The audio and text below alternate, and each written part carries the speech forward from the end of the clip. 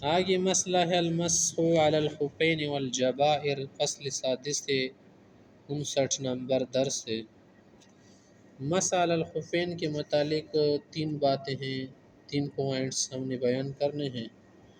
فی مشروعیت المسح علی الخفین والجبائر، کہ موضوع پر مسح کرنا اور پٹی پر مسح کرنا کیا ہے، جائز ہے۔ جوربین ہو یا اسی طرح سے وہ جورب جو اوپر نیچے چمڑا لگا ہو یا صرف نیچے، سخت قسم کی جورب ہو کہ جس کے اندر پانی جذب نہ ہو جاتا اور ایک مل جانا ممکن ہو، تکلف کے ساتھ نہ ہو، اور پاؤں پر کڑے ہو جاتے ہو کسی ربڑ وغیرہ کی وجہ سے نہیں بلکہ سخت ہونے کی وجہ سے۔ پھر جو مسح علی الخفین ہے نا، وارجلکم، اس میں جو عطف ہے نا، پھر یہ عطف کس پر ہوگا؟ رؤوس پر ہوگا، کہ سر کا مسح جائز ہے، سر کو دھویا نہیں جاتا، صرف غسل میں دھویا جاتا ہے۔ اسی طرح سے پھر پاؤں پر بھی مسح جائز ہے، لیکن جب کیا ہو حالت الکون متخففہ، جب آدمی مزے ڈال چکا ہو پاؤں میں، لیکن اگر مزے نہ ہونا تو پھر مسح کرنا جائز نہیں ہے۔ پھر وارجلکم ہے قرات، وارجلکم والا پھر ایدیکم پر کیا ہے؟ عطف ہے۔ اور پھر یہ جو مزے ہیں نا، یہ وضو کے لیے صرف کارآمد ہے۔ اگر جنابت کا اثر پڑ گیا تو پھر اس کی وجہ سے مزے جو ہے کام نہیں کریں گے۔ اذا توضأ احدکم، حدیث فلبس خفیہ فلیمسح علیہما ولیصلی ولا یخلعہما ان شاء الا من جنابۃ۔ پھر یہ جو مزے ہیں نا، اس کا مقیم کے لیے 5 نمازوں کا استعمال ہے، اور مسافر 3 دن 3 راتیں منا 15 نمازیں۔ دیگر کچھ مذاہب حضرات علماء کہتے کہ نہیں، زیادہ مدت کے لیے بھی استعمال کر سکتا ہے۔ تو دلائل سب کے لیے درست ہے، ہر بات اپنی جگہ پر بالکل ٹھیک ہے۔ اور آگے مسئلہ ہے المسح علی الجبائر، پٹی، ضماد، جبیرہ، اس پر بھی مسح کرنے کا مسئلہ ہے۔ بنداج جو ہے، بنداج، بینڈیج، مثلا ایک شخص زخمی ہو گیا کسی بھی جگہ، جیسے پیغمبر صلی اللہ علیہ وسلم کی حدیث ہے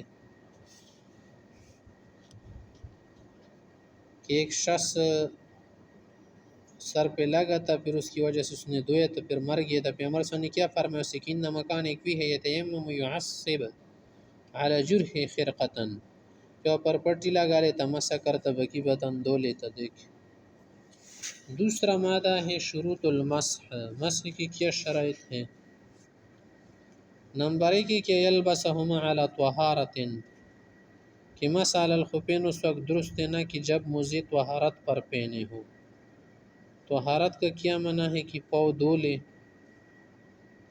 کیونکہ مغیرہ بن شعبہ سے فرمایا تھا جب اس نے ارادہ کیا کہ پیغمبر صلی اللہ علیہ وسلم کے مزے اتار دے، پاؤں دھوئے، تو فرمایا کہ نہیں دو، نہ نکالو، کیونکہ دعہما فإنی ادخلتہما طاہرتین، میں نے مزے جو ڈالے تھے نا طہارت کے ساتھ ڈالے تھے، پاؤں دھوئے تھے، پاؤں دھو لے اس کے بعد ڈال دے، آئندہ جو وضو کرنے پڑیں گے پھر اس میں مسح کرے صرف۔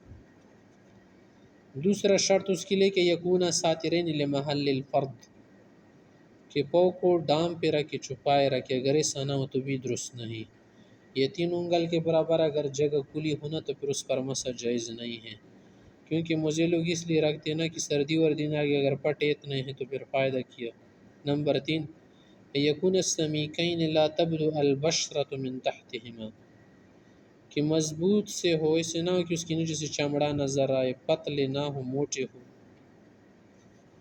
نمبر 4 لا تزید مدت المسح علی اليوم واللیل للمقیم وعلی 3 ایام بلیالیہا للمسافر، مسافر کے لیے 3 دن 3 رات، مقیم کے لیے 24 گھنٹے۔ علی صاحب کی یہ بات دیکھ، جعل رسول اللہ صلی اللہ علیہ وسلم 3 ایام ولیالیہن للمسافر ویوما ولیلۃ للمقیم۔ نمبر 5 کیا ہے؟ اللہ ینزعہما بعد المسح ولو نزعہما وجب علیہ غسل رجلہ والا بطل وضوءہ،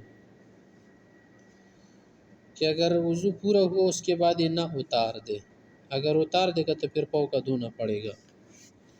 مسح علی الجبیرہ جو ہے نا، تو اس کے لیے پہلے سے طہارت ہونا ضروری نہیں ہے، اگر خون لگا ہو زخم پر تب بھی لگا سکتے، ولا توقید بزمن محدد، اور اس کے لیے وقت بھی ضروری نہیں ہے کہ اتنی مدت تک آدمی مسح کر سکتے اور اتنی تک نہیں، جب تک زخم ٹھیک نہ ہوا ہونا کر سکتا ہے۔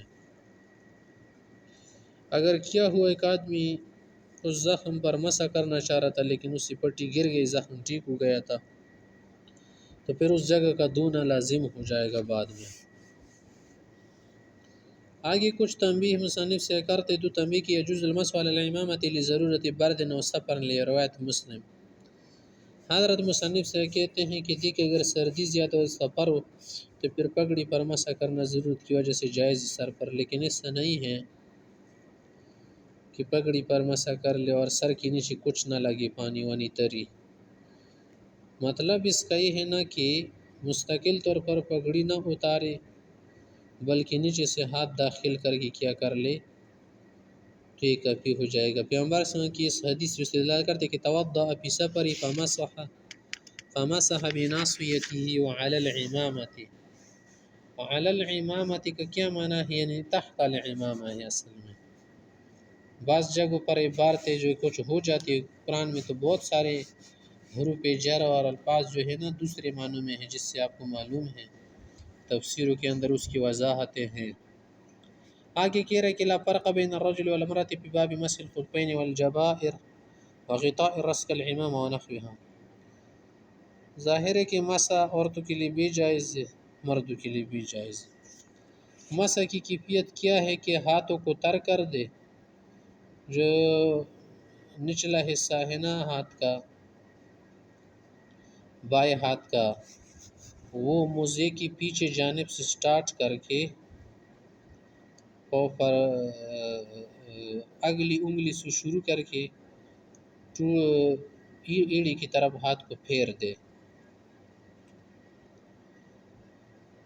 پھر آگے اسی طرح سے کیا کر لے، بائیں پاؤں کا کر لے۔ اور یہ جو مسح علی الخفین ہے نا، موضوع پر مسح اوپر کی طرف سے کیا جائے گا، نیچے کی طرف سے نہیں۔